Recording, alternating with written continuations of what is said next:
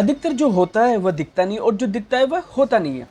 आप सबने ये कहानी तो सुनी होगी कि जब महाभारत का युद्ध खत्म हुआ और उसके कई सालों के बाद में जब भगवान कृष्ण ने अपनी देह त्याग दी, उसके बाद में जब पांडव भी सारे के सारे राज्य सुख का भोग करते करते थक गए, तो उन्होंने ये डिसाइड किया, उन्होंने ये फैसला किया कि अब वह भी स्वर्ग के लिए प्रस्थान करेंगे।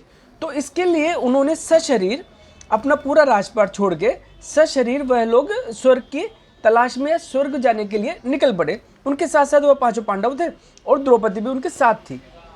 कहा जाता है कि इस रास्ते के अंदर उनको रास्ते के बीच में एक कुत्ता भी उनके साथ साथ लग गया, जिसके बारे में काफ़ी अलग अलग चीज़ें हैं कि लोग कोई क्या कहता है, कोई क्या कहता है।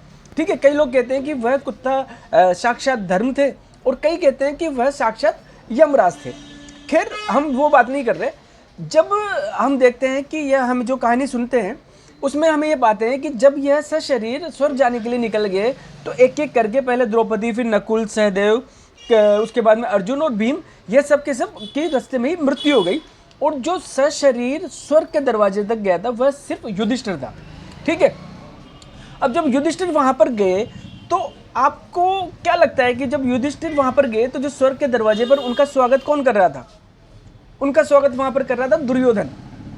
अब आपको शौक लगेगा कि यार दुर्योधन तो बहुत खराब आदमी था, वह स्वर्ग में कैसे चला गया? जी हाँ दोस्तों, दुर्योधन ने ही स्वर्ग में युधिष्ठिर का स्वागत किया था। अगर मैं दुर्योधन की बात करूं तो दुर्योधन ने अपनी तरफ से कभी कोई खराब काम नहीं किया। उसका इंटेंशन कभी कोई खराब काम करने का नहीं था।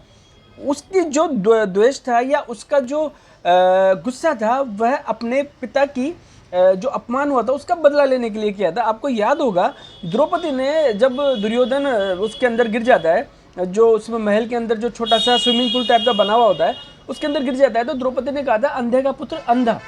इस एक शब्द के बदला लेने के लिए दुर्योधन ने सब कुछ किया होता है। तो दोस्तों, कई बार हमें लगता है कि ये आदमी खराब है और कई बार वो एक्चुअल में होता नहीं है। इसलिए जो हम देखते हैं वो होता नहीं है और जो होता है वह हमें दिखता नहीं है। जय श्री राम।